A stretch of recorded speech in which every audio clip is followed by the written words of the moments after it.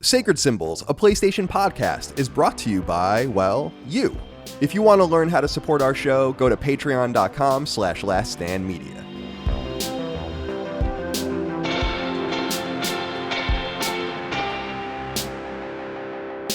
Greetings and salutations. Welcome back to Sacred Symbols Plus, a PlayStation podcast supplement. My name is Colin Moriarty. I'm joined once again by my brother, Dagan Moriarty. Dagan, it's the Spider-Man! Hey, that was pretty good. Oh, it's a spider! Wow, that one was really good. Thanks. I should be in the booth, man. You should be one of these thugs, one of these faceless thugs. Hey, it's the Bat! Oh, it's literally the same. You could take the guys from Arkham Asylum, put them in Spider-Man, take the guys from Spider-Man, put them in Arkham Asylum. Oh, yeah. Just replace the proper noun of the character you're dealing with, and they'd sound exactly the same. Stereotypical Italian gangster. Thank you for that, my friends. Yeah, but you do it well. I mean, how can you not, coming from where you come from? You know, our people. Those are our people. Yeah, those are our people. There's probably a few cousins, a few in the ranks of Sable and the ranks of the... What is the Maggia crime family? Let me get my notes over here. The Maggia, and the Hammerhead Syndicate. The Hammerhead Syndicate and all sorts of things. Yeah, Dig, we have lots to talk about today because we come together again for the second of 3 episodes of Sacred Symbols Plus that you and I will be doing together to talk about Spider-Man leading up to Spider-Man 2's release on October 20th, I think? Let me see. It comes out in just a few days. 20th. Yeah, Friday. I pre-ordered it, preload, because the preload started. I don't pre-order early because there's no reason to, but once the preload is there, then I go and I bite. So I have it preloaded on my PS5 the morning that we're recording this, the morning of the afternoon we're recording this, I should say, because I'm not recording this in the morning. Let me be very clear about that. I don't know if you saw the game got a 91 on Metacritic. It looks like it's going to stick around there. Pardon the pun. That's several points higher than the original. And so congratulations to Insomniac, although we have not played it or experienced it yet, and I don't know anything about it, so I'm excited to get into that shortly. But in the meantime, here's the way things are going to go is we're going to... So Spider-Man already went up, the spoiler cast and review discussion, about 2.5 hours Dagan and I did of the original 2018 Spider-Man, which you can play on PS5 and PC as well. It came to PS4 in 2018, so check that out if you ever already listened to that. This will cover The City That Never Sleeps, the 3-part episodic expansion that came to Spider-Man on PS4 in late 2018 and is bundled into the 2020 PS5 version and the PC version that came even after that as well. So you can play those there. And then we're going to do a 3rd episode all about Miles Morales, which is kind of the 1.5 game. And I actually started playing it last night. I played it when the PS5 came out, but now I'm playing it on PS4 to get those trophies again. And so I'm well on my way through that too. So this is the interstitial episode. And then after Spider-Man 2 comes out, sometime in November, we'll all gather. There's going to be so many people interested in playing and talking about this game that I was talking on Sacred Symbols that we might even just do 2 episodes. Oh, that'll be cool. And just have 2 totally separate review discussions and spoiler casts with 2 different people. Like maybe split Dustin and I up so he can host the other one. That's and then we'll just put them up at the same time. I love that idea. And see what happens. Because I just think I can do 4 is fine. 5, I think you can do because we do that with Sacred Symbols Cross Defining Duke and that works all right. But any more than that is unwieldy and kind of a waste of time for everyone involved because you aren't able to say as much as you want to. So yeah, we're throwing this one in there. We're throwing it in. Jamming it in. We're jamming in here. We're going to jam it right here into the schedule. So Dig, welcome back to Sacred Symbols Plus. We're going to be all up Spider-Man's booty cheeks. What is happening right now? For the next few weeks. It's good. I'm feeling it right now. I'm feeling myself right now. I'm enjoying my time in this universe. And so, yeah, we did the original game. And now we're here with City That Never Sleeps. So what are your high-level thoughts? You down with DLC? Yeah, you know me. I mean, let's just keep going with the sexual references. Sure. We're building on that, right? You know, It's funny. I was just coming off of doing Punching Up with the Peeps this morning, our Nintendo podcast, and Gene Park has played the game. He's been hands-on already with Spider-Man 2, so we would say he wasn't spoiling. But he was giving his first impressions, so I got a little bit of that, which is exciting. And of course, this is the build-up to that, my friends. You know, we got to get through this stuff first. So you know what I loved about this, though, Kyle, jumping into the DLC packs, the 3 different adventures here, is that, you know, I loved the main body of the game so much, as we just talked about, that this was just a chance for more of it. You know, it's a nice extension of the game's main story. Sort of a proper evolution, but these DLC packs let you jump right back into the game. It's it felt like really like a proper lengthening of just the main game. Some new challenges, new storyline, plot development, slightly increased difficulty over the main game, I thought, which I thought was I agree with cool, you. Right? I agree. Because it assumes that you are, I don't know, I think you can just go off and play it after you do the intro. So once you do the intro few missions in the core game, I think you can then go and do the DLC. And you can actually do it in any order, I think. You can. So, but I know that all too well. Oh, wait. So did you do them out of order? I did. Dude. Oh, my God. You're the fucking... I did them out of order. order. Are you so weird about all this stuff? I was like, do I be honest and say I did them out of order? But I have to. How did that even happen? Authentic Dagan here. And you know what the worst part is, though? And we'll get into more of this. Oh I went in doing them the wrong order, having thought that I purposely went in saying, all right, which order do I do these in? And thinking that was the right order. So there was an intentional effort there to do them in the correct order, and I still fucked it up. What order did you play them in? We'll get more into. All right, so I went Turf Wars first. You know what I was thinking? I made the amateur mistake of looking about how big they were for download, and I might have went in that way, saying, all right, this is the smallest, let me start here. Or at least that was the original thought process. Oh, yeah, because you played on PS4, so you downloaded them individually or whatever? Yeah, Is that what happened? Or the season pass? Right. So, yeah, I went Turf Wars, Silver Lining, and Heist last. Well, that's not so bad. At least you got something in order. Yeah. You know? Like that's playing the Heist after Hammerhead was dead was really strange. And also Black Hat's Deception was completely in the wrong order. Yeah, you missed that whole thing. Missed the entire arc. Because I actually think the first episode in some way is the best one and also the most peculiar one. But that's not as egregious as you saying, like, I played Turf Wars, then the Heist, then Silver Lining. No, that would even be in some order too. Like, I played Turf Wars. I don't even know what order. That's not such a bad order. It wasn't terrible. But for that last bit, for all the reveals, and also, dude, when I finished Silver Lining, which is supposed to be last, and I played it second, and they have the whole send up to Stan Lee, at that point, I should have realized, okay, I'm going out of order, because why would that be in the middle? Right? That should have been a tip of the cap of right. All right, you're doing this in the wrong order. It doesn't, it doesn't really matter, but it kind of matters. I love it enough where I sort of lament not doing it right, because it would have been a little bit better of an experience, although I loved it. I absolutely loved it. But I don't know. It feels like if we're going to do sort of authentic Dagan, let me just, you know what I mean? Who else would have given you it this way? Well, you played BioShock without the audio diary, so we'll just add this to that. Let's keep bringing that up. But let's take them, if we can, in order that they were published to PSN first. So let me say this about this first. I liked this too. I very similar to you. I never played this. What I remember from when this came out was it came out pretty quick. I think probably 5 weeks or 6 weeks later after the game came out, which is the first episode did.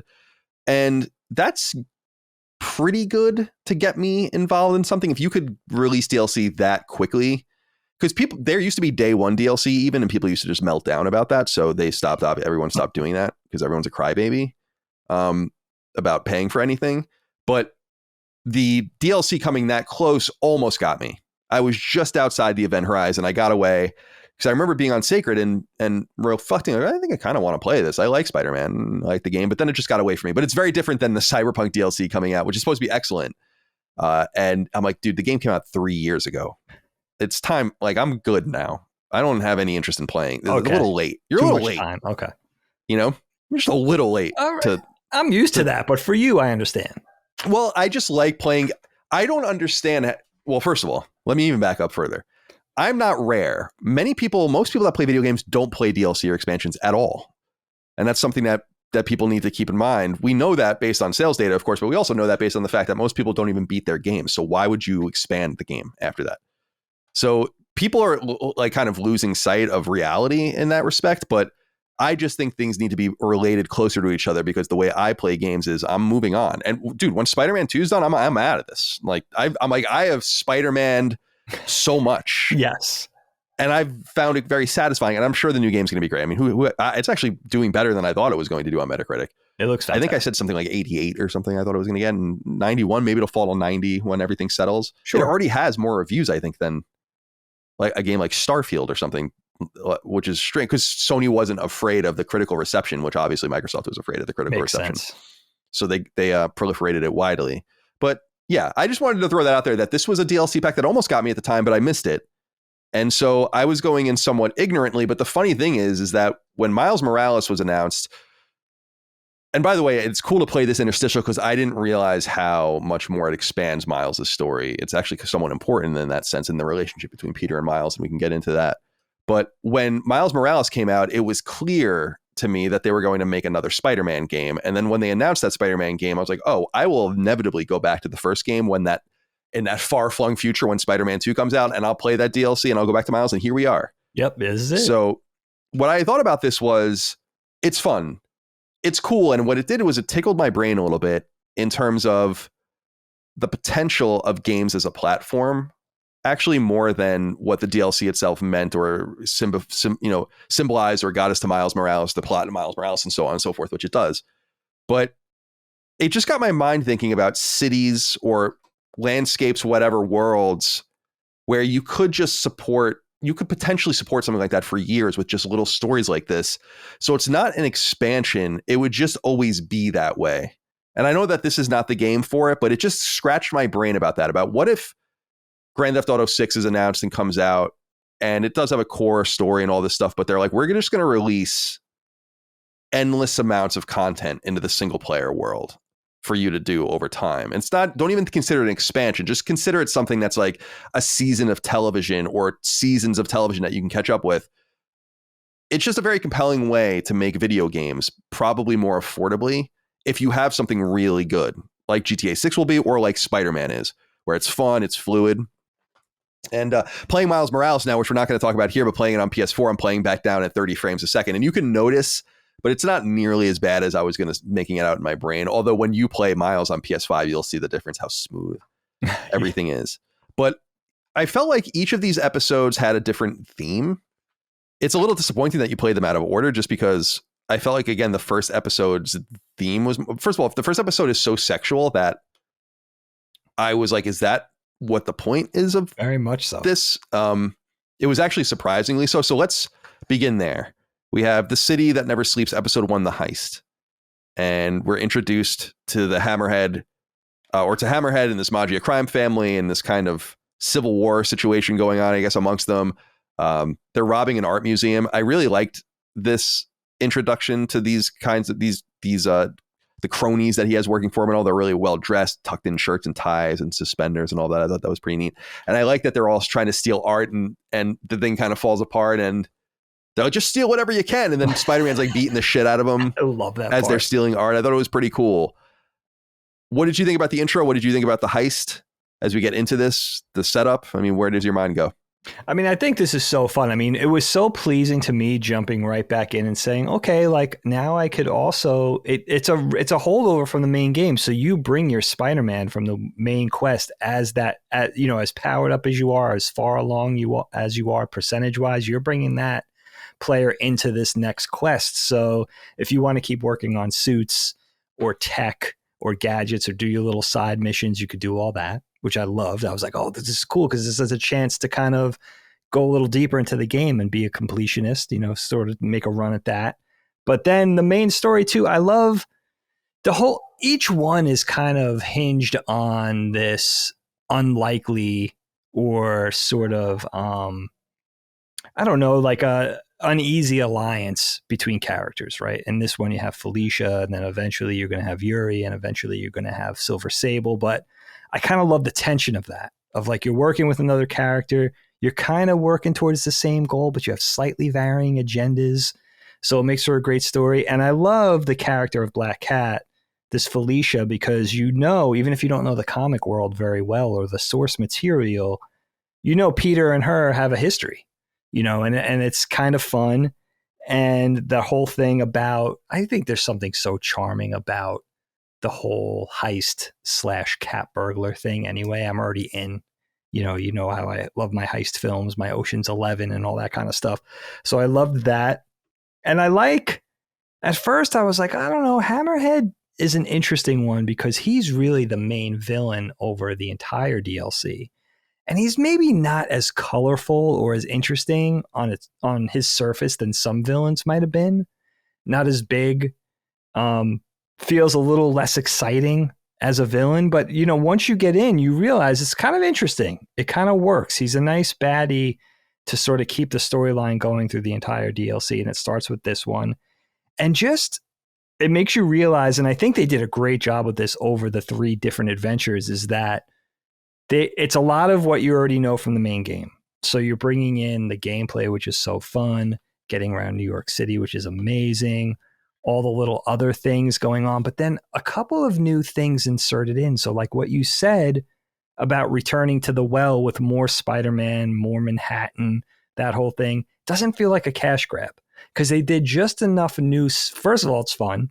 That's A, and you want more of that. But also B, they did certain new things to kind of add to it and build on it, like piloting Spider-Bot by remote, right? That's something that didn't exist in the game. So a few new things to keep you tantalized and to keep you going. But I love this whole thing with a new adventure. Seems, again, just like the new game. And then doing fun stuff with not only the gameplay, but with the characters and their relationships. Like, you're really into where this is going. Is this a Peter, Felicia, MJ love triangle? You got a little MJ jealousy going on. What's really at play here? And then, of course, there's a giant, betrayal in this whole thing, which is so fun. But I loved, just from a gameplay standpoint, especially doing those little inventive things like the pizza delivery, right? You got Eddie, he calls for a pizza. You didn't really need to do that, but it was just like a fun little addition to the game, a fun little plus that makes these little 2-3 hour adventures worth it. And again, more of the same, getting around, getting from point A to point B, the combat, and I would argue the stealth combat. It's so fun. I never want that to end. So giving me more of that, beautiful. Yeah, well said. Did you do any of the side content in the DLC? I had the ability to go in and I did more of the police antenna sort of checkpoints, remote things, so you could actually get privy to more of the crime going on around the city, because I wanted to do more of those, because I wanted to get crime tokens. What I did, Kyle, this time, and I wish I realized this during the main quest, I looked at the suits, the spider suits I wanted, and said, okay, I need base tokens, I need crime tokens, I need backpack tokens. And then I just kind of went at it that way with a goal in mind. I want the Scarlet Spider suit, or I want the Iron Spider suit. So I'm going to do this, I'm going to do that. I just took that approach. And for the new quests, like helping Detective Mackey discover the paintings hidden around the city, I started to get into that. So, and what I did you didn't finish that one? What's that? You didn't finish that? I didn't finish that. Oh, that's like a big one. That I didn't finish. But you know ending. What, though? I did meander more between what I call the yellow bead checkpoints. I took over long in between missions just because I wanted to chip away at a little bit of this stuff. Again, we have a discussion, so I can't, and I'm doing this at night, right? It's not the day job. So I have to kind of chip away and just be strategic. But I was able to do more on the side, which was fun, if only just for earning those suits, which makes gameplay even more fun. So that was really my bent. But but that one I would have wanted to do, and I didn't really get to engage in the Screwball missions like I would have, because I think that's a really fun character. Yeah, Screwball is interesting. I'll have more to say about her, because I did everything in all 3 of them. I 100%ed the core game, and then I 100%ed all 3 DLCs, and I find that level of play very, very satisfying, especially with these smaller, more. We were talking about percentages going up, for instance, in the overall percentage, and you don't really realize it when you do side quests in the original game, because you have to do so many of them to get 1%.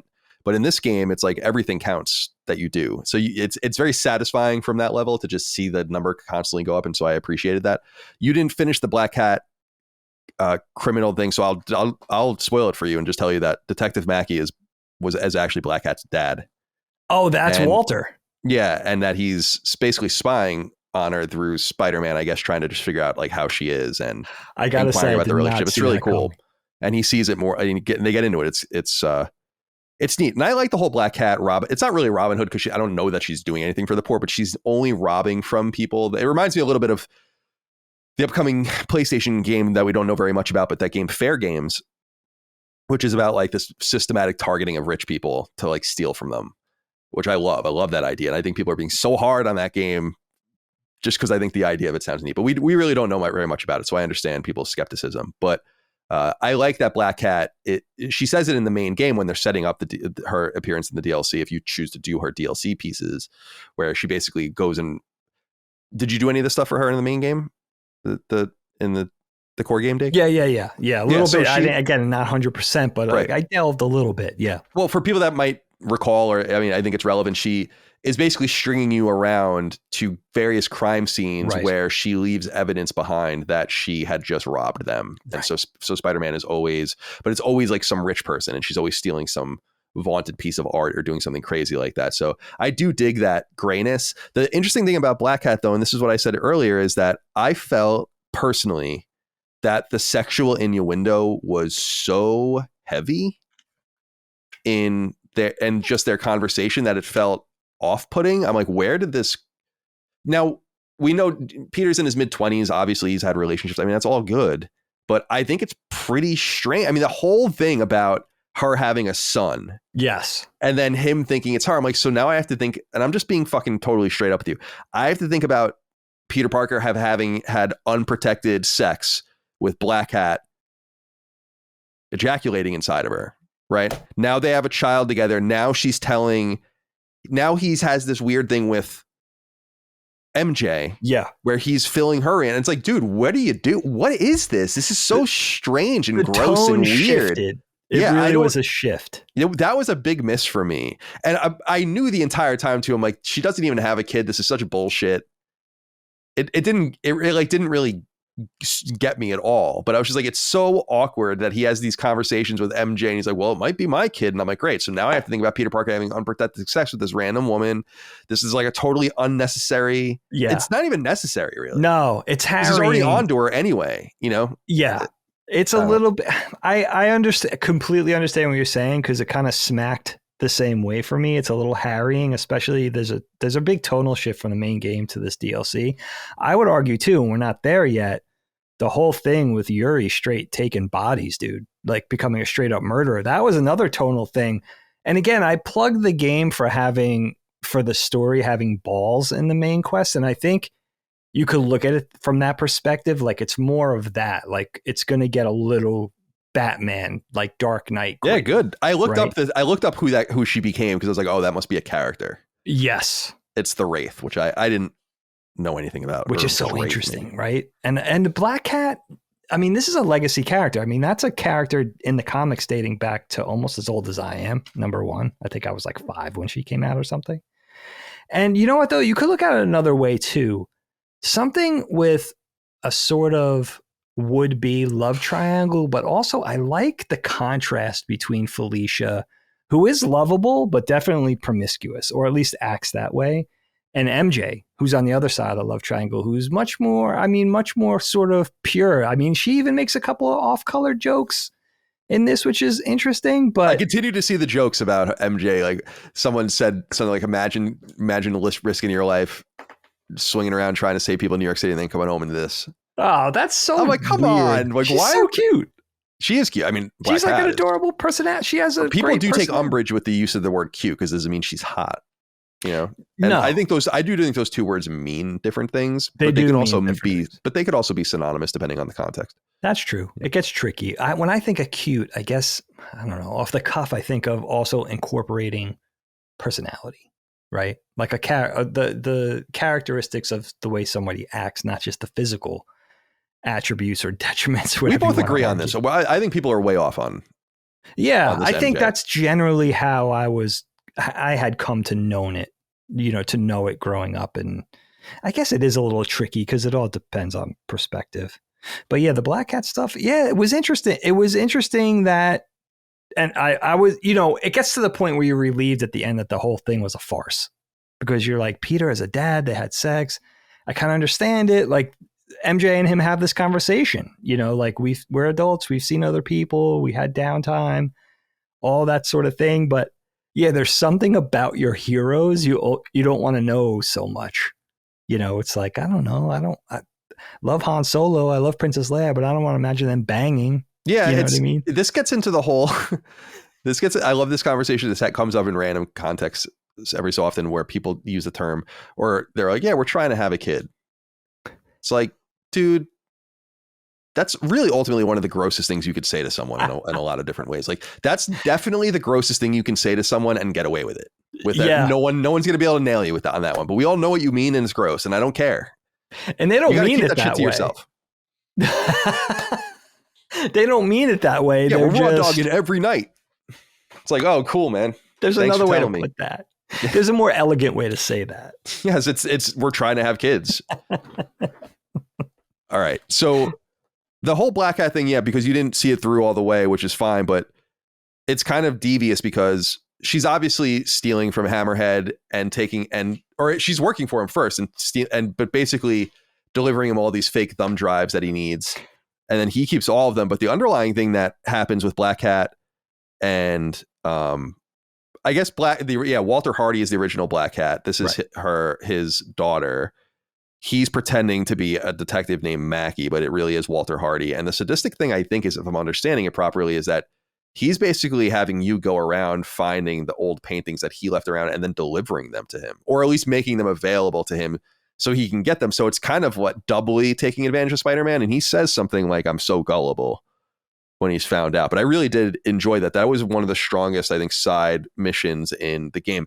And apparently the new Spider-Man 2 is much more like this, where the side quests have much more meaning this time around.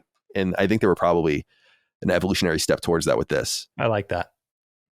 Let me see here. You brought up Screwball. I guess we can talk about her a little bit. I like this character too. I get the vibe that a lot of people don't like this character, and I can see why that might be, but on one hand, it's very dated or it will be very dated because it's this obsessiveness over streaming and online culture and likes and followers and all that. In some sense, it already feels maybe a little bit dated in that sense, although all those things continue. But I do dig the character who's basically obsessed with online fame and just going nuts like this. And I think it's really fun. I think it's especially fun that when you didn't do all the missions, so I guess you didn't get the secret mission in the third one, where if you complete all of her stuff, then you go and have her arrested. And I read about this. Yeah.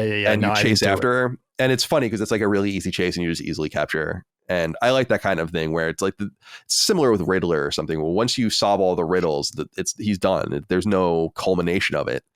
And so I dug that character too. And I especially like the hand painted helmet she has on, and just her, again, just sociopathic obsession with online fame. So I did dig that character, and I like doing her challenges. There's a silver trophy attached to each DLC pack if you can get, I guess, 2 out of or like the second, like the middle ranking on all of them. So I did those as well.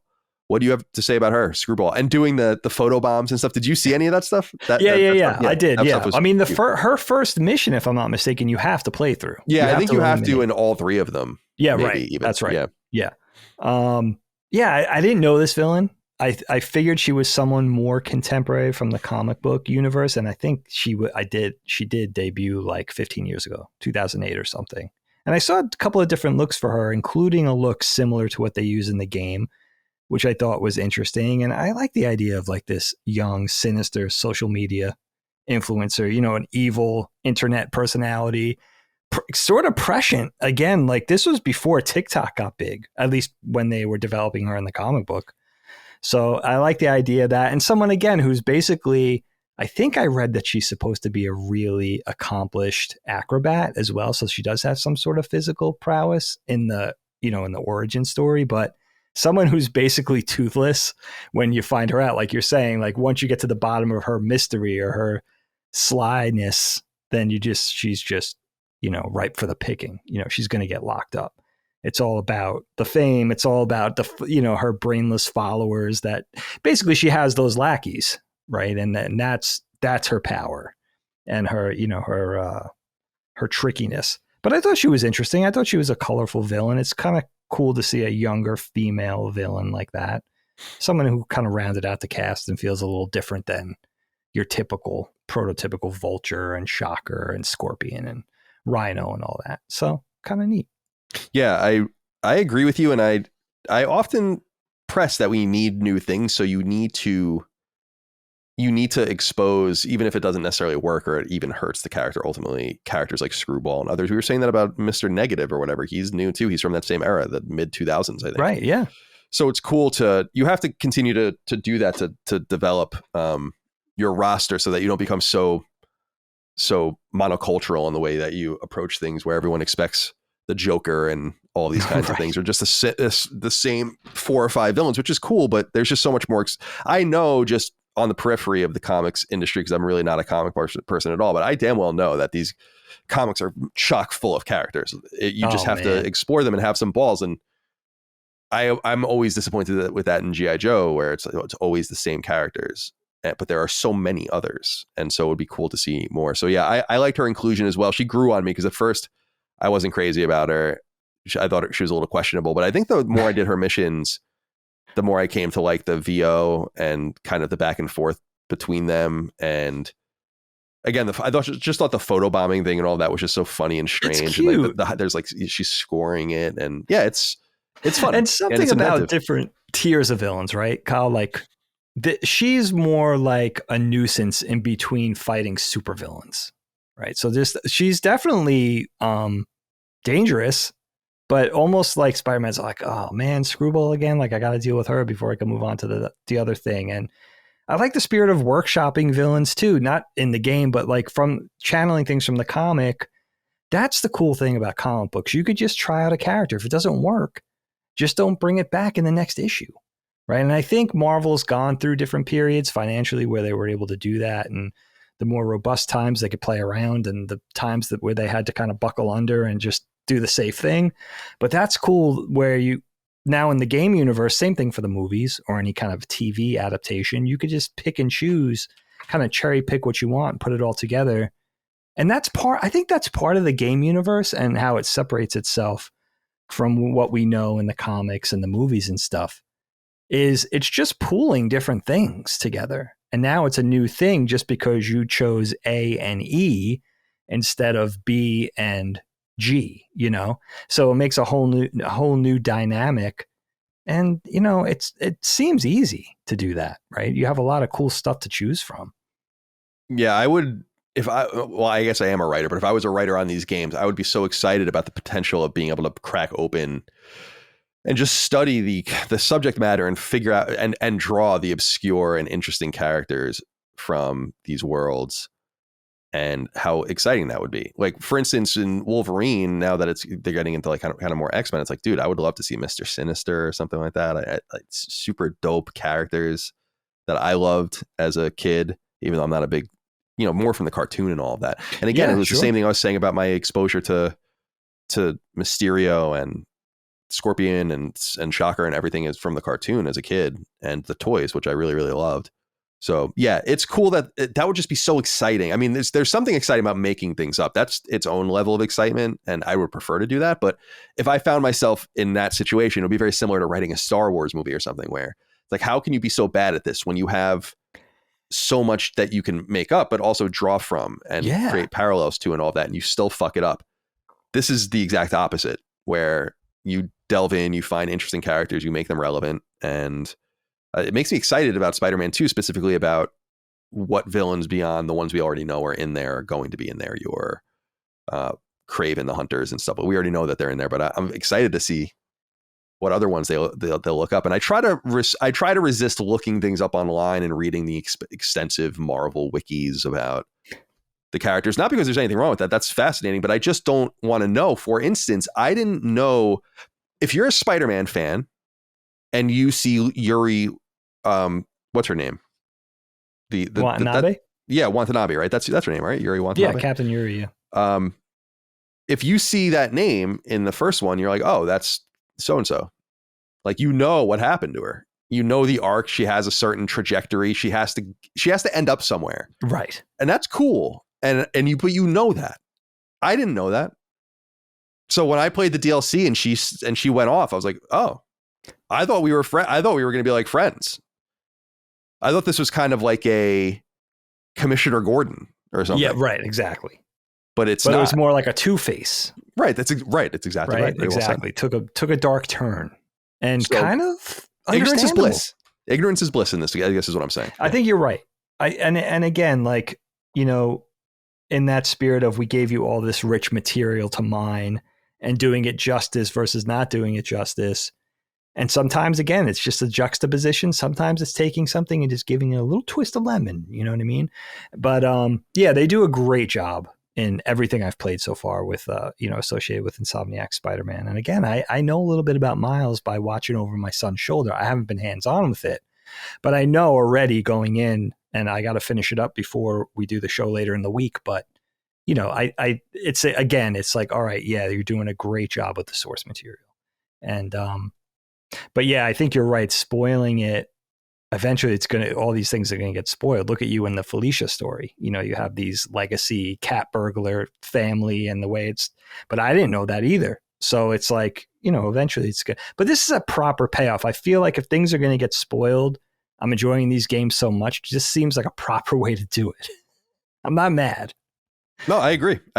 And I think it reinforces, this approach has reinforced, I should say, my the intuition to just not look into things. So I wanted to ask you what you thought about Hammerhead. I don't know anything about this character either. This is a character I'm just not familiar with, or maybe I don't know if he was in the cartoon or any of the subject matter I was familiar with. Maybe he wasn't. I just don't remember. But I'm also, it reminds me a little bit of pro wrestling, where the more normal you are in pro wrestling, the like looking, the less likely I am to have any interest in you at all. I get that. I want the fucking crazy Cobra looking dudes, right? And it's the same thing with villains. If you're not, they were really speaking to me with the teched out, you know, Scorpion. I was gonna say Chameleon, Scorpion, and teched out Shocker, and all of this. Sure. But then you get this dude, and I'm like, this is kind of boring.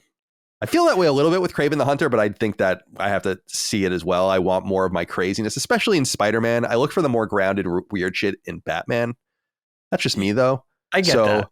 What do you think about Hammerhead? Me not knowing anything about this, and him being some sort of proxy, I guess, for the connection to the Italian mob, and Micah was making fun of me because she's like, "Oh, how offensive is this to you?" Because it's just all like, "Oh, hey, Spider-Man."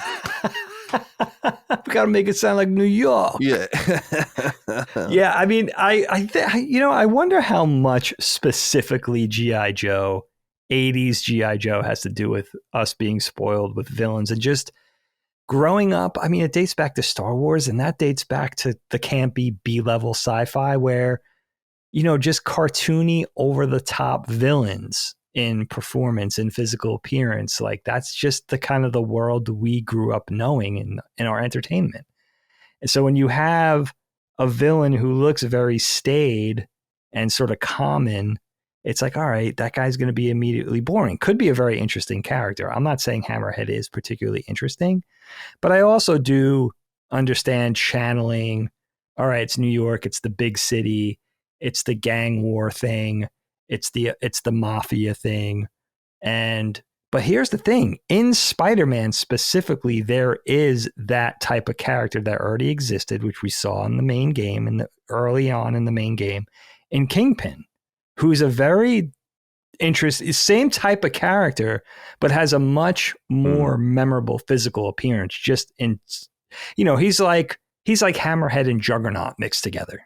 Right. He's huge. He's like an 800-pound dude or whatever, you know, that's without armor or whatever. So Hammerhead was an interesting one. I wasn't surprised to see him for one chapter of the DLC. What I was surprised was that he was the main heavy throughout these three stories. That seemed very non-Spider-Man to me, because I think Spider-Man is known for very colorful, very Doc Ock-like villains. Right. Kraven is an interesting one because he dates back to the 60s.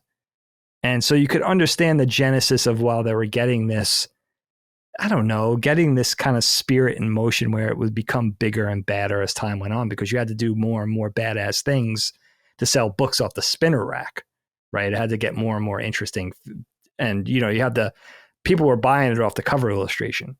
But yeah, Hammerhead wasn't bad. And of course they do the thing where it's like second form Hammerhead, final form Hammerhead. So it takes that trajectory that we've come to know feels very video game, right? Until he's full on cyborg hammer. It's just his head with a robot body. Yeah. You know, it goes from regular Hammerhead to mech suit Hammerhead to cyborg Hammerhead. So yeah, like how the middle of it is empty, so you can see visually that there's no connection, which is pretty cool. It's kind of, you know, they did a good job with that. Yeah, I didn't mind him. I'm just not drawn to that kind of villain in this kind of story where if you have to embrace camp and then what you really, really do, then I want it to be crazy. And as I said in the last conversation, and I think it's reinstated here, is that Sable is kind of Cobra-esque. Even I like how there's like a running gag about the drill things that the drill, I guess, like personnel movers that they use, and he's always making fun of them and trying to figure out what they're called and all of this. But that's straight up Cobra, if not even TMNT Shredder style foot soldier sort of thing, which I dig. Ninja Turtles is a good example. Same era. Yeah. By the way. And I look at Mega Man the same way. I mean, it happens to be the things I like, I guess, but it's just, I think I'm acknowledging that I'm attracted to these things for similar reasons. I'm attracted to I like the character Mega Man a lot. In fact, I love the character Mega Man, but I really love the bad guys. That's who I love. It's all about the bad guys and all of their weird. That's why it's so exciting. We're finally getting real toys of them. At least a few of them. Woodman is going to be in the next one, which I'm so excited about. Like, cool fucking design. Wait, did you hear about this? What? You're talking about a new Mega Man game? No. A toy line. Oh, for the toy line. Oh, okay. No. We were just talking about Mega Man today. I would poop my pants if there was going to be a Mega Man 12. I don't know that I care about the X9 would be fine too. I don't know that I care about a continuation in any other way, though. I would love for them to just let Indie Creates make Mega Man games. I don't know why you wouldn't do that.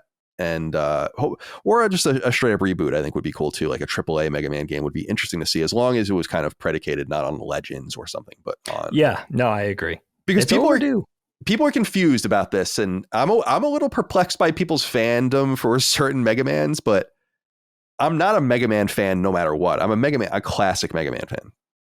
It's very specific to those games and the first few X games. Otherwise, I could take or leave really any of the other stuff. I get that. I thought Battle Network was really good when I was younger. I liked it, but it's fine. And Star Force was all right. And Legends is the one that's always really weird. You gave me Mega Man Legends for my birthday in 1998. I remember. And I like it, but it's like the least good Mega Man. And people are like, we got to get more Mega Man Legends or whatever. I'm like, what the fuck are you talking about?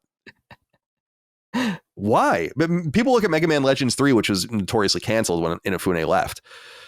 Right, exactly. Capcom and lost to history. People are like, oh, we got to get that going. I'm like, I don't know, dude. I think you probably dodged a bullet there.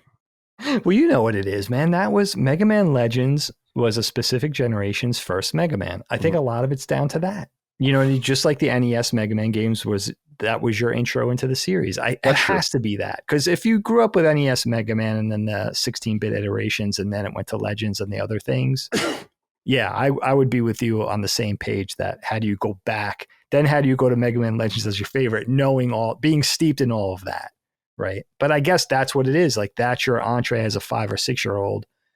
And a lot of it's nostalgia. You know, we know how it is.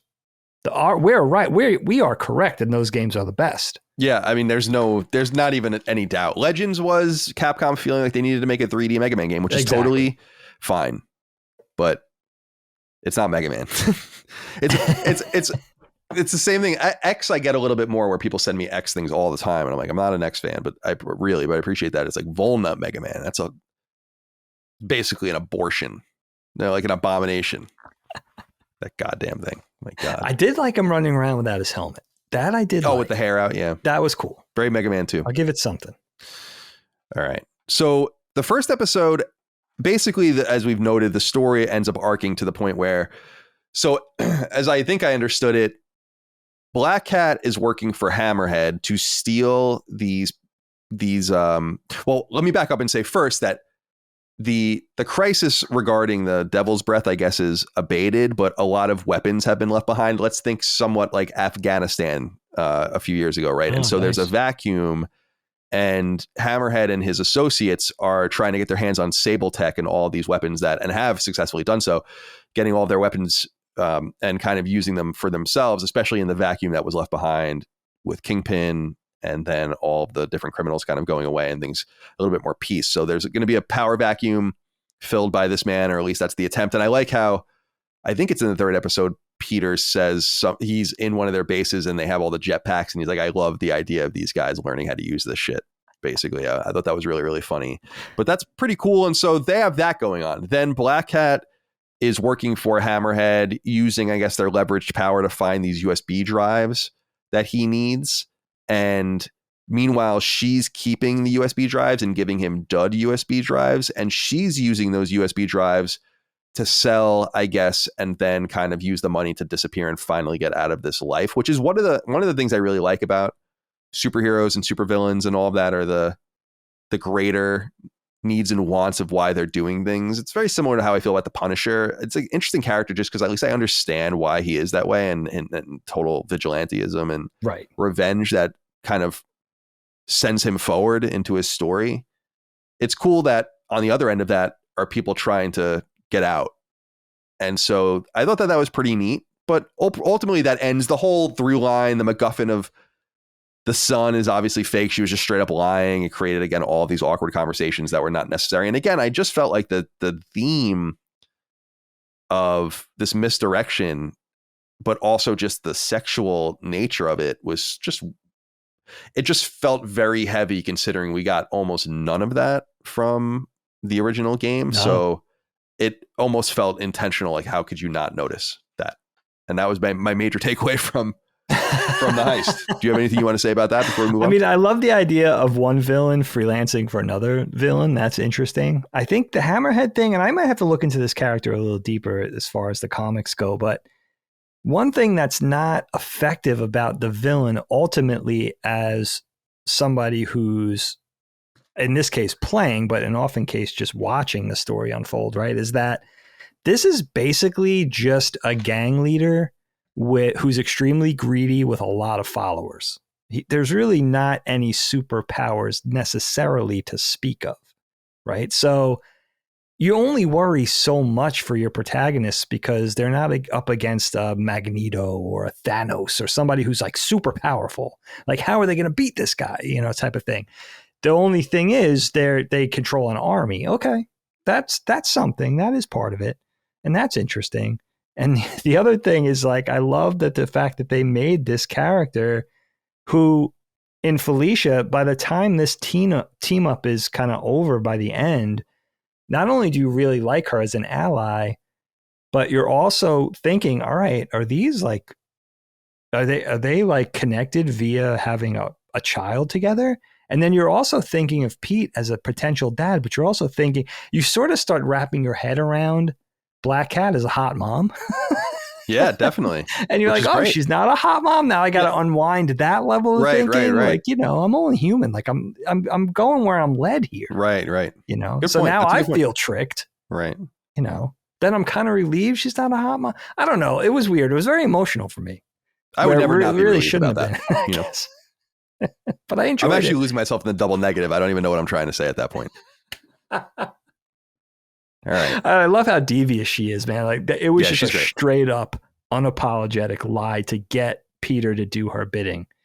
And I want to get mad at Peter for being so gullible, but I fell for all this shit too. Right? So you can't be, really. I mean, I'm not Spider-Man. Maybe I should be mad at him. That's why he's Spider-Man and I'm not. He's supposed to be smart. He's like a boy scientist, right? He's not just the physical prowess. He's supposed to be the brainiac. Right. So, but naive, like a little bit, he channels that Babe in the Woods thing. Oh yeah. Like he's so good. He's definitely naive, I would say. Yeah. That's a great way of putting it. I forgot to say too, because you had brought it up earlier, the Spider-Bot missions. These were in the main game, I think. I just don't remember where they are. They're in some sort of optional thing that you probably didn't do if you don't remember them. I don't remember. There are a few of them, I think. Was there? Yeah, I think I'm trying to think if they were specific. I think what they might have been were bomb removal crimes or something. If you didn't do any of the red crime icon things that came up, you might have just totally avoided that part of the game. Kurt, there is a defuse the car bomb via Spider-Bot in these DLC. Right. Oh, maybe that's what it is. Yeah, I just want to say I think that is in the original in the original game, but optionally. And I don't mind them, but it's just it's kind of goofy. I mean, I think it's in the second one when you're infiltrating that bar, right? Isn't that in the first one or the second one? I don't remember. But you're going into the bar as the spider bot. Yeah, I think that's in that's Turf Wars. Turf Wars, okay. I think so. And then you're going in there, and I'm like, that's a little goofy. Like you're trying to stay out of everyone's way and all of this. It's very patty, but it's cool. But nonetheless, I just wanted to throw that out there. That just to protect you from any comments that might bring that up. I had it in my notes, and I forgot. Well, I thought it was inventive to control that thing, but then I was also using the aerial drone spider tech, like we were talking about in the first one, like, you know, the tripwires, the spider bombs, I used all those gadgets. So it didn't seem that new to me. I was already using ones that were arguably more badass because they flew, right? Spiderbot was just kind of beholden to being on the ground. And right. I thought it was cute. I thought it was a cute idea, but I think the one problem, we talked about this, we touched on this definitely with the main quest, is that the core gameplay in this, getting around town, getting around NYC, and the combat is so friggin' good that that's really all you want to do. Even the stealth missions, the MJ missions, the puzzles, the other stuff is fine, but you just want to get to the part that's the most fun. And I think it kind of creates its own conundrum, this game, because the primary game is so wonderful. You just want to keep getting back to it. And I know they're trying to control the pace a little bit, and they're trying to give you a little variety and maybe some cute ideas. But I think that's where it's like, well, this part is so good. Why would I just want to stop doing this? It's so fun. Yeah, I wonder, there were certain parts in the game where there's a culmination of some event, or you figure something out and it goes to that screen where it looks like it's going to go into one of the mini games, and it doesn't necessarily do that all the time. And I wonder if they became sensitive to that as they were wrapping this game up from the reviews. That's interesting. Of the original game, where people are like, this just isn't fun. People are skipping it. They probably have telemetry about how many people are skipping it. In fact, I think the skipping of the puzzles only came in patch in the first one. And I think Gene said something like that. That's not patched in the second one. You could just skip any puzzle you don't want to do. So I think that they realize most people don't think that that's fun. I didn't have a huge problem with that sort of thing. It just didn't feel, as I said, I differentiate it from the pipe dream LucasArts style mini game in BioShock, where that you're on the clock and it's imminent and you're going to get attacked by something if you fail, and you get cheaper goods if you succeed, and it's in real time and all that. That's different. That is different. It's just fundamentally different. So the time dynamic is a great point. That makes all the difference.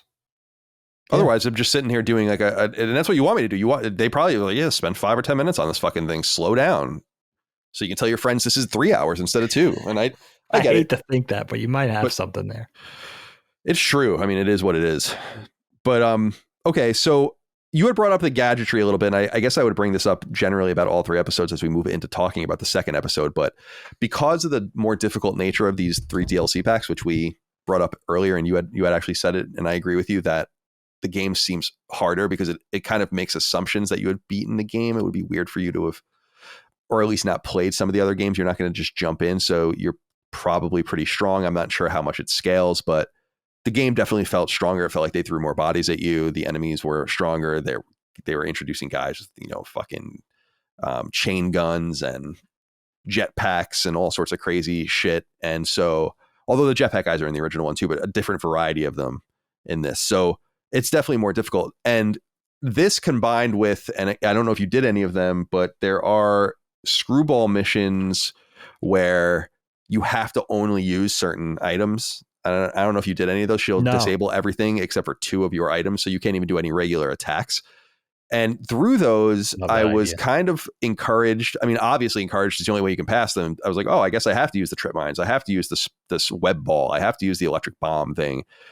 And I started using them, and I'm like, oh, these are pretty useful. Now, I will say this is a detriment against the game, I think. It is simply not elegant enough going between all of these items, because you have to constantly bring up the radial and stop the game. It's just not fun. That's why I chose, like, I understand intellectually that these things are here to help you and use them, but I'm like, it's just not fun to bring them up. It's very similar in Final Fantasy 16.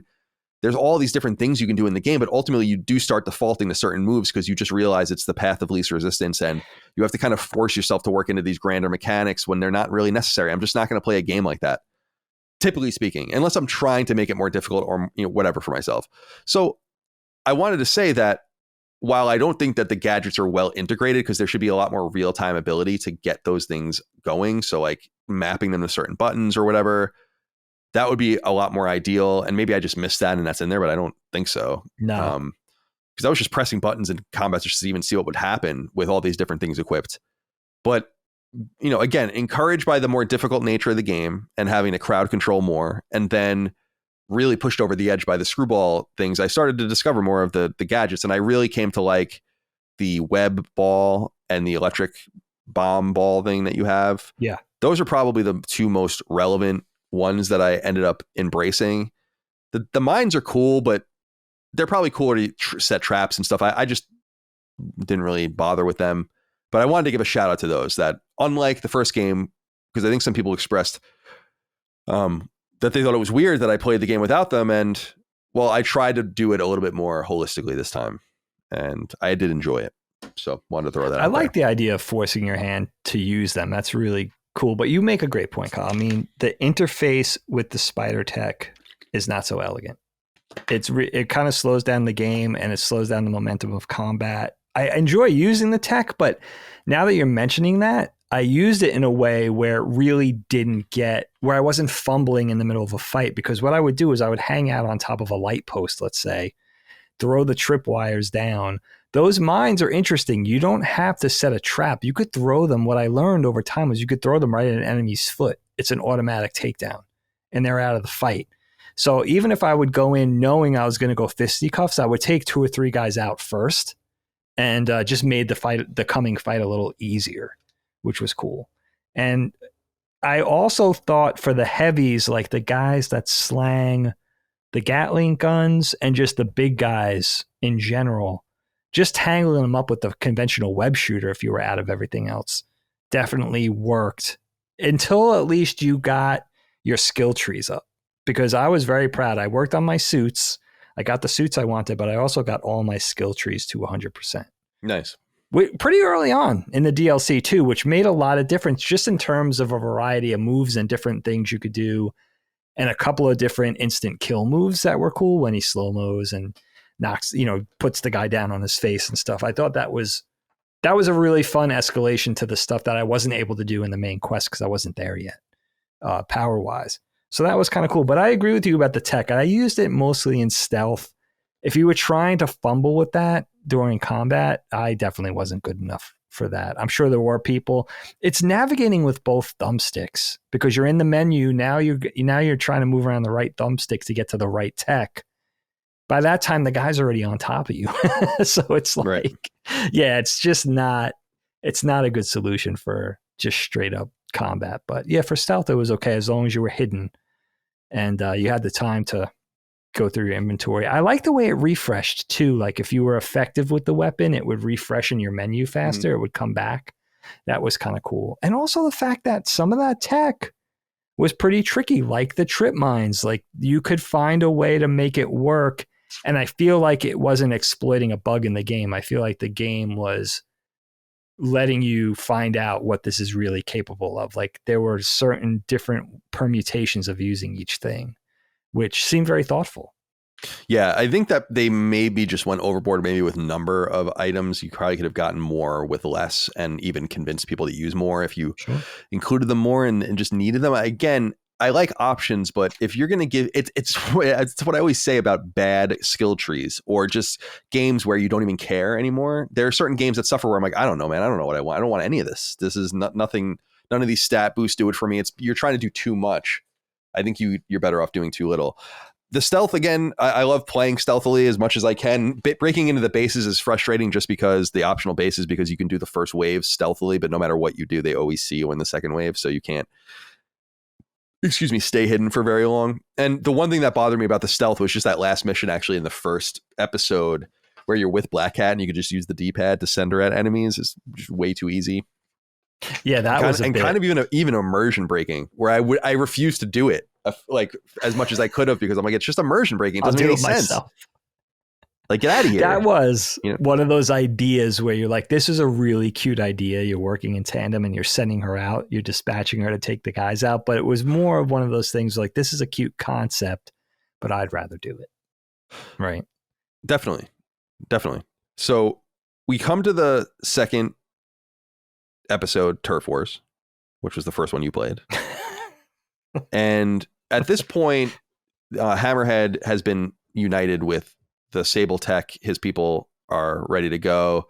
And with the vacuum of the other crime families and the criminals that we've put away, there is someone waiting to take their place. And that is Hammerhead with his exosuit, the Project Olympus exosuit that Sable had kind of left behind, or the details about it, which is interesting. However, Turf Wars, from my perspective, Dag, is about, I guess, in some way, Yuri's downfall. And this, again, it was a great episode from this perspective that I just didn't know that this was going to happen. I didn't read it this way. I mean, once you're in the second episode, you're like, oh man, this is not going well. So what basically happens is Hammerhead sets a trap, I think, at a police station and kills a bunch of cops. And I think Spider-Man and Yuri and maybe just a few others are the only ones that actually get out of it alive. And at this point, this basically breaks her, because Spider-Man has a very strict, and we went over this, I won't belabor the point, the very strict no killing policy in the way he conducts business, which is his mantra, and that's fine. And he restates that within the confines of this DLC multiple times, letting people know that I think it happens when he's helping Silver Sable. He's like, we can't kill any of these people. I'm not going to help you kill any of these people. And the other two, obviously, she doesn't really give a shit. And obviously, Yuri now doesn't give a shit. But Yuri blasts away a bunch of Hammerhead's dudes, straight up kills them. And I was interested by this violence because you don't see very much. Again, the violence is implied in this game. And as I noted in our previous conversation, Dag, Spider-Man's no doubt doing a ton of damage to people. Even if he's not trying to kill them, he certainly would have to have killed some of these people. I mean, just mathematically, it certainly ended put them in vegetables, ended their meaningful work lives and their family lives and all these things. Not to say they didn't deserve it or whatever, but Yuri kind of embraces the more eye for an eye mentality that I think Spider-Man resists. And I'm quite drawn into that. I think that that's pretty interesting. She's experienced, like, why wouldn't she feel this way in some sense? So yeah, what did you make of the second episode, Turf Wars? Yeah, I mean, this is a new team up, right? The first adventure, we're teaming up with Felicia, with Black Cat. Now this is Spidey's team up with Yuri. And yeah, I wrote down in my notes, it starts with that sort of faceless SWAT lieutenant with the Spidey watch, right? And their conversation going into that operation. And that guy ends up kind of becoming the face of the whole thing. Like, that cop, that's the Spidey fan, ends up getting killed in action. And it's one of the things that sends Yuri off the reservation. And it's just like, here's this police captain. And she just, it becomes this whole personal thing, a vendetta, basically. And she, even dating back to the main quest, was kind of like the voice of reason, seemed kind of like an effective leader. And her and Spidey are working together, but again, sort of differing agendas, she has a little bit of distrust for Spidey. He doesn't work directly for her, so she doesn't really have any jurisdiction over him, although Peter's definitely helping her. So it's a very interesting dynamic going in. But then I thought it was interesting. I thought it was a really big tonal shift from the main game. And I have two sort of trains of thought on that. I think, again, if you're going to do a story with balls and make it like a memorable comic book type thing, and you're going to introduce drama and violence and make it believable and gritty, I kind of like that. But I also I don't know if this is like too childlike, but I like my Spider-Man like a little more buoyant of a tone. Like, there has to be, I think it goes along with Peter's, his jargon and his sort of cracking wise as he's fighting and stuff. It just he's like breaking dudes' bones but he's kind of keeping it light with his antics and what he's saying and being a wise guy and all that kind of thing. I think that's just the tone I've come to expect a little bit more with Spider-Man. Again, it kind of takes a more of a Dark Knight flavor with this, but it is interesting. And it's definitely, if you like a little drama, if you like a little actual story, then that's kind of cool. And the fact of now you go from this thing where it's a team up to Spider-Man trying to investigate what happened. He gets to the bar. There's all the dead guys. He finds Spider-Bot, survived all that whole thing. And Yuri really, I mean, I guess what ends up happening in this adventure is she gets broken down to an admin or desk job, right? Initially. That's how the story, that's how it ends for us. We don't know the comic book universe and what happens as a direct result of what happens here. But I like that it goes on to being Spider-Man sort of, he starts with this partner and then he goes off investigating that very person for what they did, and it was an unexpected turn because I thought of Captain Yuri just like an MJ or a Miles, where this was kind of a dispatch character, right? This was kind of like a partner. And now it's, the complete opposite. And the fact that really kind of Peter doubles down on that, we don't take bodies, what I mean? We're here to stop the crime and to protect the innocent, but we're not here to just murder and seek revenge and all that kind of thing. So, yeah, but you could understand it from Yuri's perspective, how it becomes personal. She has to go and tell these guys' families that they died as a result of this, this turf war, this mafia don, this hammerhead dude, whatever. So the fact that she's a human being, right? It is personal. Yeah. So it's funny you brought up the bar with no name and how brutally it was shot up and whatever, and Spider-Bot survives just because the game, and I wrote my notes, this episode is violent. Like the first one is sexual. There's a lot of violence in this end. It's not just implied, which I think is a really powerful creative choice to make in order to set Yuri on this path. Again, a path I didn't know. I'm sure, again, comic book fans knew this was inevitably going to happen, but I was like you, where I didn't see that coming personally. No. So again, I'm glad that I went in a little bit or a lot ignorant, which is a good thing. But the bar with no name itself was pretty cool setting, and getting to wander around there was interesting. I'm sure that's a relevant setting in the comic book universe as well. Let me see if I have any more notes from this specific episode that I wanted to notes. Oh yeah, this was a cool visual in this episode too. Yuri kills some of the goons or whatever. So actually there's two things that happened, is that I think she and Spider-Man are trapped or kind of baited into a trap in the beginning, and then the police department is attacked as well. So she loses people in two different waves or whatever. And there's that cool scene where Spider-Man comes in to save Yuri. He like knocks the lights out, and the only light you see are the flashes of the gun muzzles. Not something that's ever unheard of. You see that in film and stuff, but I really like that sort of thing. And obviously that's what implants her need for revenge. And Spider-Man saved her life. So in some sense, she probably blames Spider-Man for even having to deal with any of this at all, because she probably thought she was just going to go down fighting and ultimately get killed. So that's an interesting angle to it. And you had brought up your different buying of the spider suits. In this episode, I was actually finally able to collect enough items to buy everything in the game.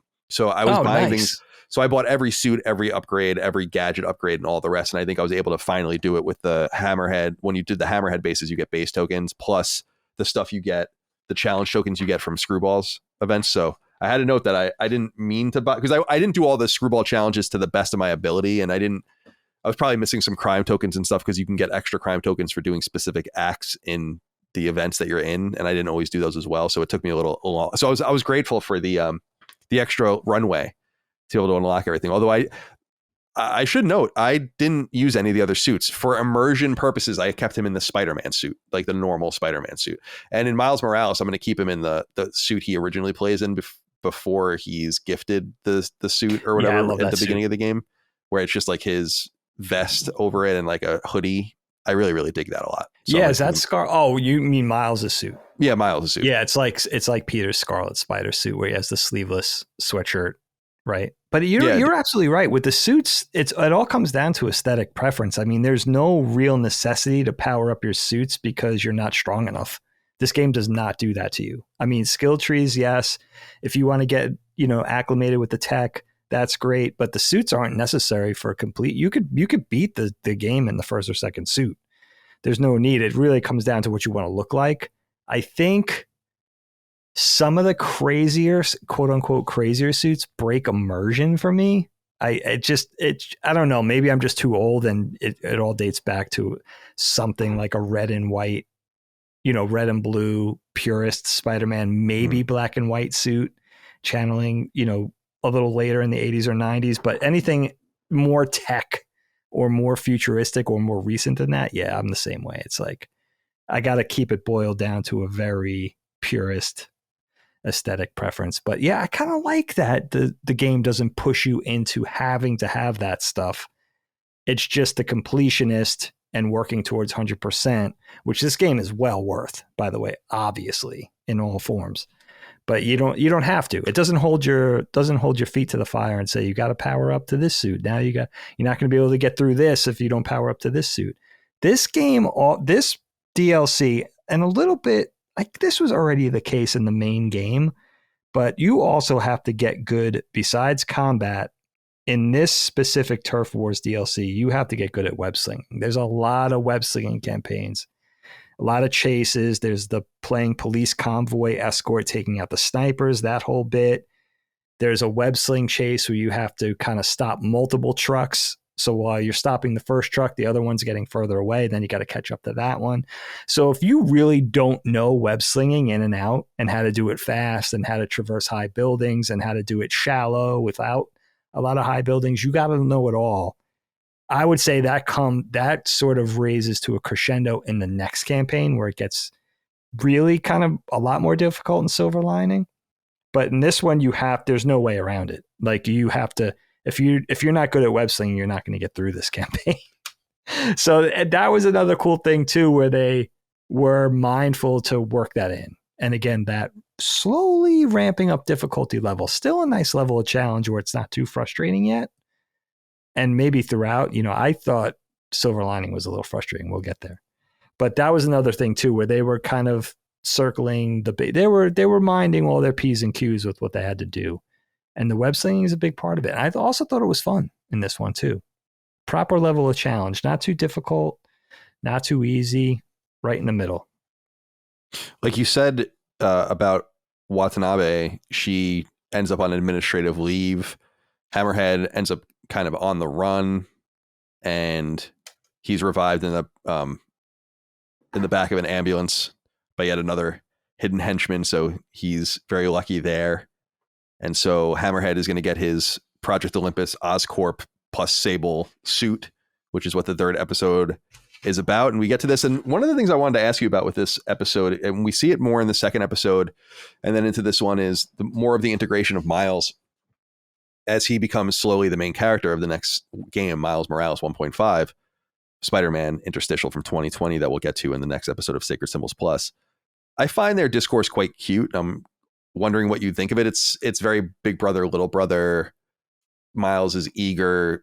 He's obviously also scared and confused about the situation he finds himself in and all the rest. But I like how he's slowly ingratiated into Peter's world, and Peter begins to rely on him more. And I loved his disappointment when at first I don't know if you probably didn't even get this because you didn't do all the Screwball missions, but he helps you find or maybe you did do it, where he helps you find Screwball's party. Did you do this? Like Screwball throws a party or whatever, and you have to go. No, I don't think that might be the last mission you do for her. Okay. when you culminate.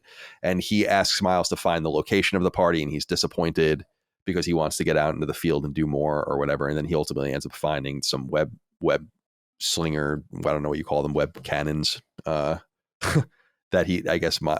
Peter was getting ready for him. So it's cool. I was curious what you thought about their relationship. I like it a lot. Yeah, man, they're starting to form that mentor-mentee sort of, big guy protege, and definitely a brotherly dynamic where Peter's like, slow your roll, like do well in school. And that's another thing. Miles is a proper reflection for Peter, not just in terms of being heroic and wanting to do the whole Spider-Man thing, but also being that whole boy genius, type of dynamic. So there's that relatability. And I like that they got into, I would have liked a little more of Miles in this rather than just hearing the exposition via communication between missions or whatever, but integrate him a little more. But they're obviously setting something up. And I like that the little we did get of Miles sort of chomping at the bit and admitting that he was using his his spider powers at basketball and stuff like that. Like he was like, I slam dunked during the game. I only did it once. I couldn't resist. The other guy was talking shit, like that type of thing, to make Miles like even more relatable and make him feel like a contemporary kid, which the Spider-Verse movies do awesome. So it's a proper extension of that. And just a really likable, if somebody had to pick up the mantle from Pete, it would definitely be Miles. He's awesome. So, and I know where this is going. And I love referring to Miles Morales as, chapter 1.5, which I guess it really is. It's that connective tissue between number 1 and number 2. And they're starting to set all that up. Right. And then, they come together really in the second game where you plays both of them, which I think is cool. And we're both eager to play it, like we said at the top of the episode. This episode to me was maybe the weakest of the bunch, and there's a few cool things. So the one thing is that character David Obademi or whatever. Who do you know who that is? Is that someone? That's got to be someone too, right? He was new to me. He was totally in. I'm going to look him up. Right, let's see who he is. We'll do it together. David Obademi. I mean, he's got to be a Sable soldier, right? Yeah, I'm wondering. He's one of Sable's people. Was an ambitious. He has a larger role in the. No, I guess he's someone that's made up for the game. Yeah, seems kind of random. Someone was saying, is it like something to do with Wakanda? That's what I thought. Yeah, which is in one way, I guess, like a presumption based on his race, but also people were wondering. I'm just reading a Reddit thread here about maybe a Nigerian name and something coming together there. So yeah, they say the Wakandan embassy is a landmark in the game, so it's entirely possible. I don't think he's from the comics though. This is just a person on Reddit. So okay. Yeah, that was disappointing. I thought, it's actually kind of a relief because I thought I was going to find like a 10,000 word Wikipedia article about some fucking villain from 1971 that they worked into the game. Well, but Spidey meets and rescues like a ton of people throughout these games. Why single this guy out? I definitely thought he must be connected somehow to the Black Panther universe. And it wasn't a racial thing. It was just like, I just get, if they're tying it in, you have the Avengers Tower. It's another thing. You're talking about the Iron Spider. It's the Iron Man suit, right? It's the whole thing that Tony designed for him. So you're integrating the Marvel, I guess the modern day MCU. So why not tie it in? I knew he was a Sable. I'm assuming via his armor and everything that he's a Sable soldier and he's not a straight up bad guy. Why'd you think he was Wakandan? Because he was black?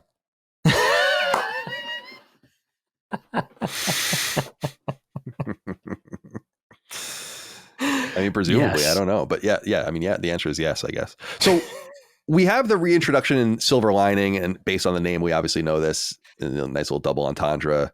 Silver Sable comes back in here. Now she's interested in this, and this is a whole other thing, Dig. I mean, maybe you can educate me on this, is that she comes from a fictional country. I thought she was Russian, but I guess she comes from some fictional country. This might be the same place Rhino is from. And there's some sort of internal conflict there. Sable needs the weapons that they left behind after everything kind of went south. Those weapons are in Hammerhead's hands. Thus, she becomes this sort of gray character that's working with Spider-Man to a mutual end, even though they have really different goals.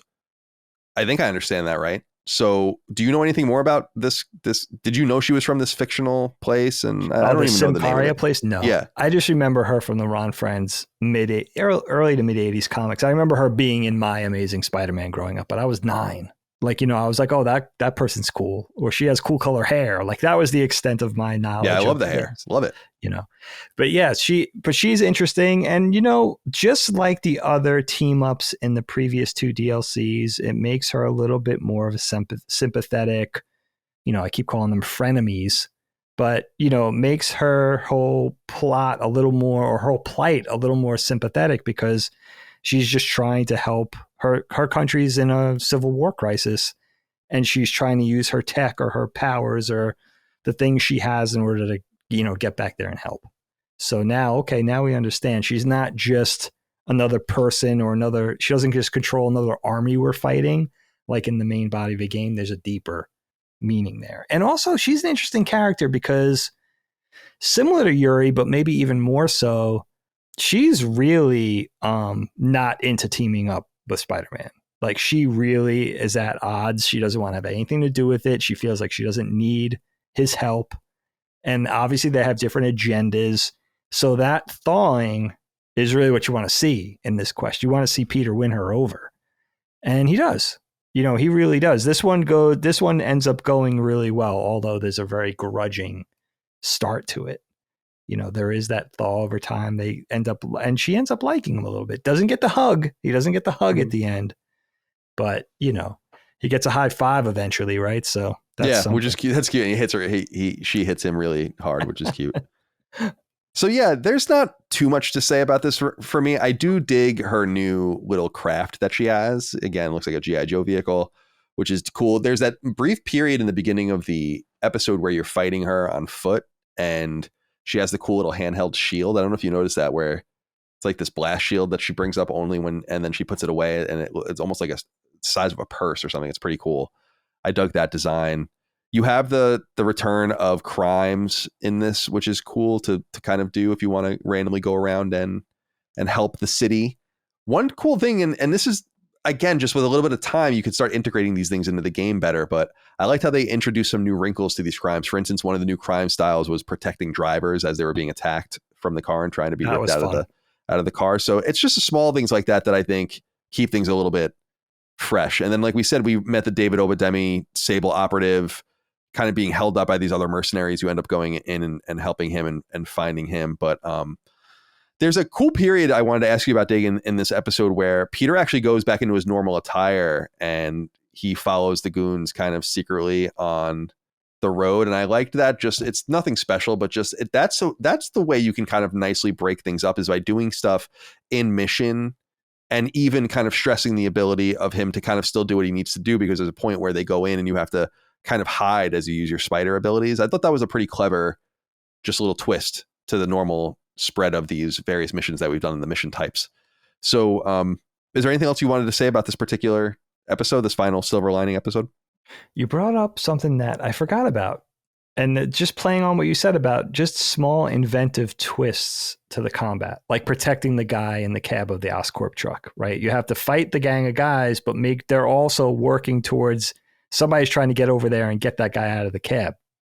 So you have to protect, while you're fighting, you have to make sure you're making sure they stay away from the cab of the truck. Same thing with the art museum, the heist or the battle in the first DLC, where you have to make sure you're fighting and you have to stay alive, but guys are trying to get out with works of art or artifacts. So you have to make sure they don't get out the door with the artwork. And I think in the previous chapter in Turf Wars, you have to do the fight while you stop Hammerhead's thugs from burying the Majadons in the concrete pit. Yeah. You have to make sure nobody's manning the cement mixer.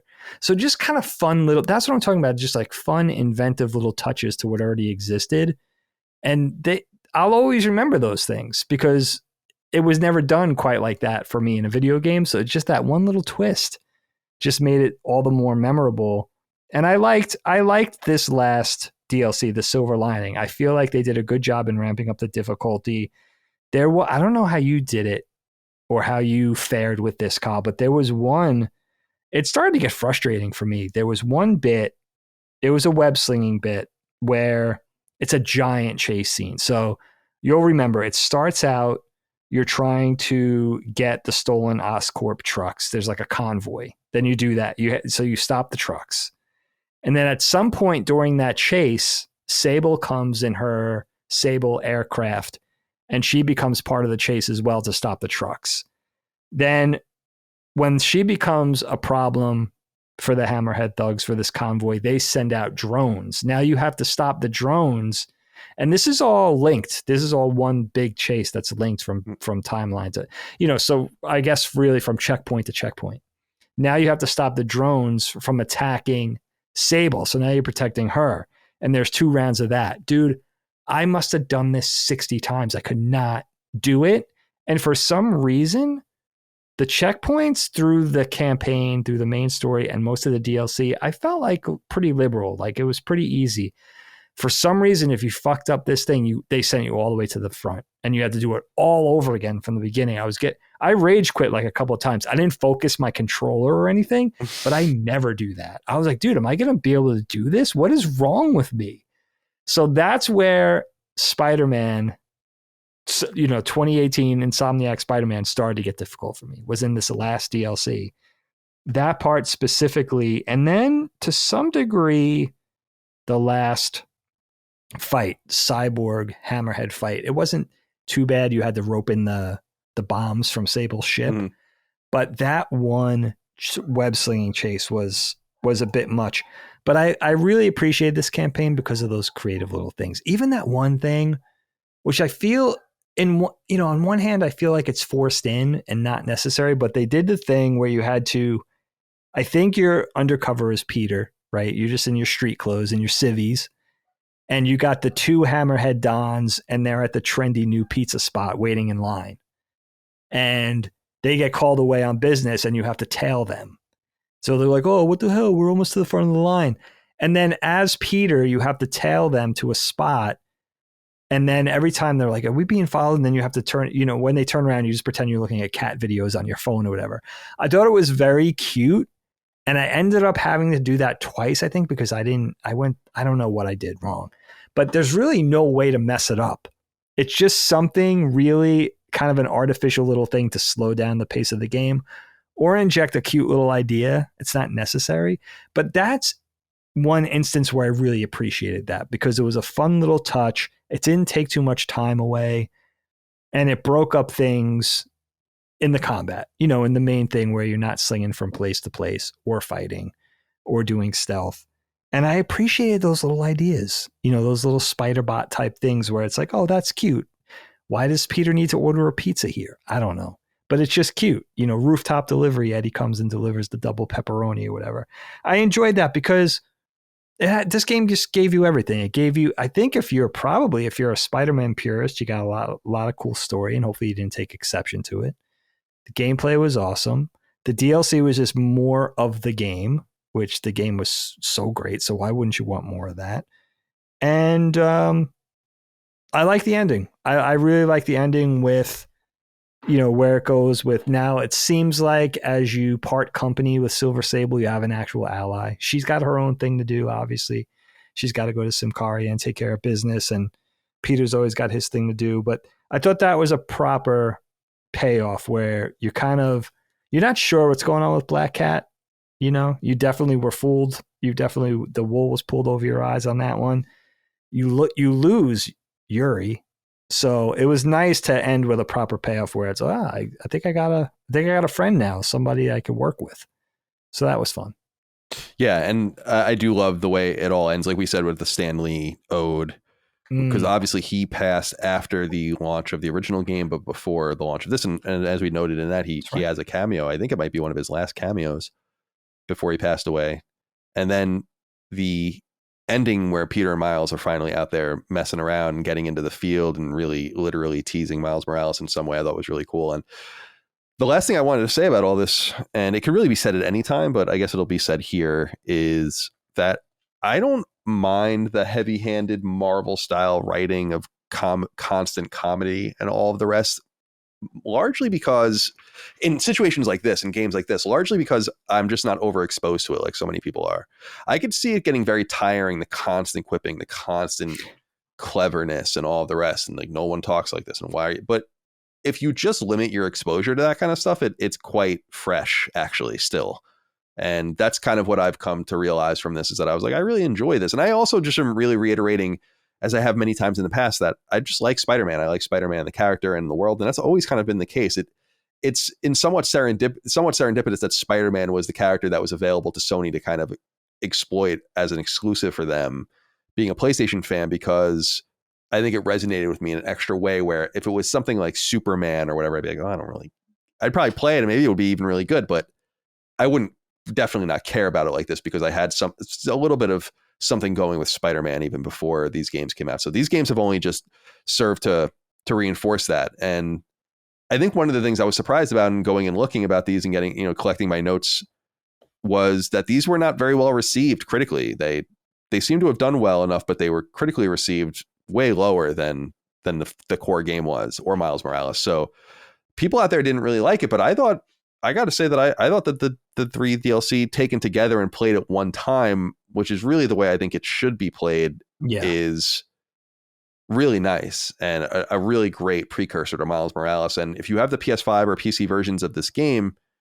they're just installed automatically for you. So you should definitely play them. It's part of the whole package. So I highly recommend them. I think to bring it full circle to what I said at the top of the show, Dagan, this really just scratched my mind about what something like this could be if it was constantly updated. So imagine, not even in lieu of, but like imagine I keep bringing G.I. Joe up. I know it's annoying, but like the G.I. Joe comics fed the TV show, which fed the toys, right? And what if you could do a comic series of Spider-Man?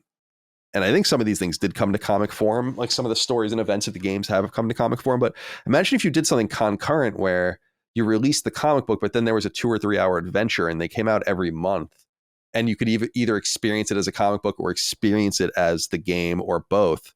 And just have this world that you constantly return to, because you really don't need to do very much to it. New York City is New York City. If anything, you have to change the weather and the details like that, which of course happens in Miles Morales, and we'll get to that. And otherwise you make internal places, buildings that you have to go inside, the subway system, whatever the case might be, or you go to other locations entirely. But I don't think there's any shame in replicating stories in the same universe over and over again, very similar to the way the comic book does. So it really scratched my mind, because I could see, you could just imagine the design team sitting down and being like, here's the world and here's what you can do in it. And we have to just make a story here now, where they're working on the core game and we've been spun off to work on this other thing where everything here is ours for the taking. So what do we do with it? And I think that though that's a dangerous way to make games and may make games worse, I also think it's a tantalizing way to make games. And so I feel bad for people that had to play this more episodically. It's the very same thing that turned me off to the Telltale games for the most part, whether they were Walking Dead or whatever. I only played Walking Dead season 1 and Batman season 1. And it's mostly because I'd be like, oh, I'll just wait till they all come out. And then I was just like, oh, I don't care anymore. And so I can understand people having that issue too. But this is, I think, a vital play to understanding the context of Miles Morales, which will in turn be a vital play to understand the context of Spider-Man 2. And so we leave it there, Dave. Any closing comments on this DLC? The hell was it called? The City That Never Sleeps. The City That Never Sleeps. And all of its inherent chapters. Yeah, man, I think you make a great point about taking this DLC, all 3 chapters, in one dose. It was effective that way. I'm not sure if it would have been as satisfying taken individually, but it really worked for me. I loved it. Take all 3 at once. All 3. Vita was, again, we got to keep rolling with the sexual innuendos. Why not? There's also something, I just like the Black Cat character, and they also resolve her character. She sort of makes up for her deception at the end too. That's important to say. She removes the tracking device from Pete that Sable planted on him, as a kind of an apology to make up for her ruse. And she also gives him the Hammerhead drive, and she, said, now we're even type of thing, which was kind of cool. So he's got an ally in Felicia too, which is kind of neat. I agree with you on the levity thing. I like a little humor. I like a very specific tone. I know you call up G.I. Joe a lot. I call up the original Star Wars films. Like, there was just the right balance of action, adventure, fantasy, and comedy in those movies. I think they spoiled us to a large degree. I was even thinking, I know you haven't even been close to seeing anything approaching this, but the Andor Star Wars series on Disney Plus was the last thing I watched, not all the way through. And I liked it. But I realized at a certain point, I don't know how many episodes in, that one thing completely missing was levity or comedy. Like, it was so dark and dire where I felt inherently like something's missing. And I was like, oh yeah, there's no light moments at all. It doesn't let up. And so, in other words, too dark. Right? Like, we talk about Anakin getting his legs cut off. It's like, no, that's too, that's too dark. Like, he's like this stump on the verge of the volcano thing. It's like, no, George, what do you do? Like, that's crazy, that type of thing. Where I feel like really modern Marvel, and I haven't even seen I don't think I saw Endgame yet, but from what I've seen, they do a really nice job with striking that balance. There's definitely, I think, with Spider-Man, Peter Parker is the epitome of a likable character, a likable protagonist that you could get behind. I think the game honors that. I mentioned in the main story episode that we did that this is one of my favorite iterations of Peter Parker in anything that I've ever seen. I think they do a great job in the video game, throughout, from, everything they do in the game to the mocap to the vocal performance. I think the VO is awesome.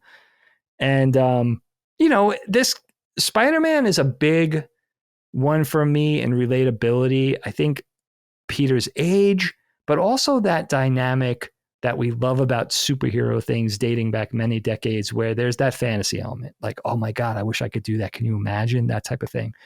So when you're actually, this is as close as mere mortals are going to get to being Spider-Man. That's why it's so important to do this right.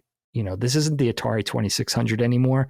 I know Spider-Man existed way back then. They could only do so much. But now with our modern technological capabilities in making games, it had to be this good. It really had to be, because everybody knows it. The litmus test is popular parlance. Like your grandma knows Spider-Man. Everybody knows Spider-Man. You have to be able to pull this off. And they did. And it's got me looking forward to Spider-Man 2 a lot, because you may, the villains and the characters and the way they tell the story and the world building and all of that kind of stuff, I'm not sure where that's going to go, but you would think there's no way they have the gameplay to this level now. They couldn't possibly make it worse. It doesn't even make logical sense. Right. So just for that, I'm really looking forward to it. And this was a nice way to kind of set the tone. This is a really nice appetizer. And I'm super grateful getting to spend the time.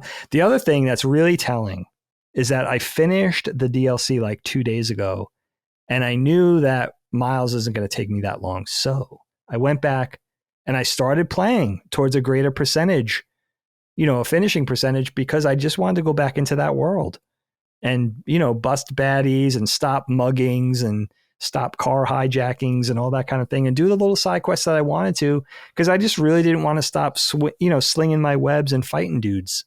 And that's telling, because we have other things to do. We got the Nintendo show. We got things coming up on Sacred Plus. So that should be a testament. That should be a testimony to how good this game is. I really, really had a great time with it. Yeah, thank you. Yeah, well said. We'll leave it there. I had a good time too. I'm having a good time. Off to finish. I started Miles, like I said, last night. After football tonight, I'll continue and then play it all day tomorrow. I think the main story is 3 hours or 4 hours, but if you want 100% it, you're going to need to spend more time with it than that. But I'm looking forward to that. And then, on to Spider-Man 2 later this week. So, and we'll have everything up for that, but we're kind of going at our pace here. We appreciate all of you guys out there for being along on the ride with us. And Dag, thanks for taking the time to play, because I know you're very busy with it's so fun. I enjoyed the hell out of it. I looked forward to it every single night. I can't believe Spider-Man 2 and Wonder are coming out on the same day, though. What the hell? Yeah, it's going to be right. It's funny how the two sides don't really care, especially Nintendo. I'm sure they don't care. You know what, though? You and Micah saved us with the wedding, because now I could spend a little time with Wonder and put Spider-Man off, because we're going to be a little delayed due to the nature of all the exciting things happening in the family. So that bought me a little time. Yeah, so I spend time with Wonder this weekend, which I'm really looking forward to. Are you going to play it? Well, Mike will have it probably, so maybe I'll check it out. But I looked at video. I don't know, man. I'm kind of over this stuff in my opinion, but it's cool. I think people are excited about it. It's going to clearly sell millions of copies, and and so my best to Nintendo, but and my best to all everyone out there that's listening as well. Appreciate you. It's time to get out of here. We'll be back for Miles Morales conversation, of course, all the other things we do, Sacred Symbols, Punching Up, etc. Patreon.com/LastStandMedia. You already know it for support. LastStandMedia.store for merch. We'll see you next time for more. Until then, goodbye. Sacred Symbols, a PlayStation podcast, is a product and trademark of Last Stand Media and Colin's Last Stand LLC, and is proudly recorded in the USA. The show is conceived by, is written by, and is directed by me, Colin Moriarty. My co-hosts are Chris Raygun Maldonado and Dustin Furman. The show is produced by executive producer Dustin Furman. It's edited by associate producer Ben Smith. All of Last Stand's theme music is by my best friend, Ramon Narvaez. As you know, all of Last Stand's shows, including Sacred Symbols, are fan-funded on Patreon at patreon.com/laststandmedia. The following names are at the producer level on Patreon, our highest tier, and we're grateful for your thoughtful and kind contributions to our independent endeavor. Thank you.